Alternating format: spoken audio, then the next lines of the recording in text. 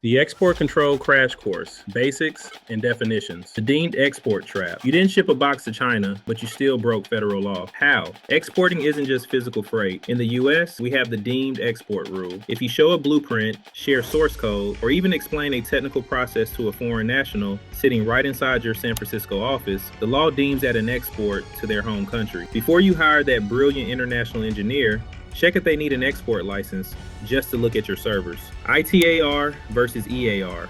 Who's your boss? Two agencies, two sets of rules.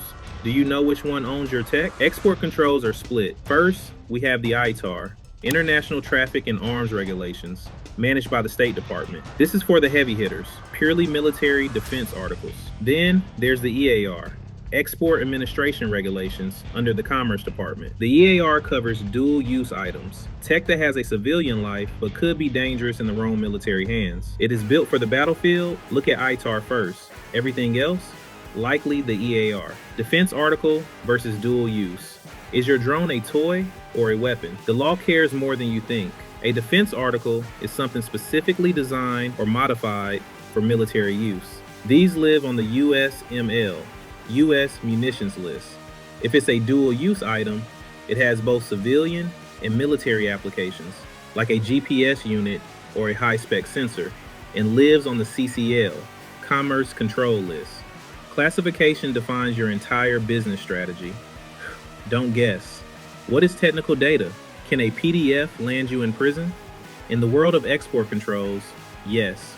Under the ITAR, technical data includes blueprints, formulas, and software directly related to defense articles.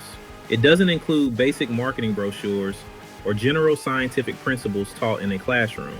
But the moment you share the secret sauce on how your drone evades EW, electronic warfare, you're sharing controlled technical data. Encrypt your schematics and control who has the keys.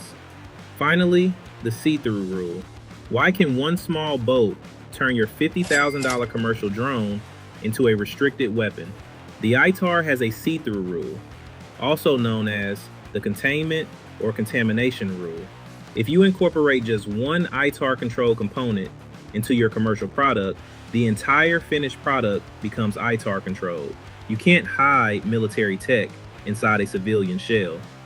Vet your supply chain. One ITAR part can kill your ability to sell to global commercial markets. Hit subscribe and want to stay out of a federal courtroom.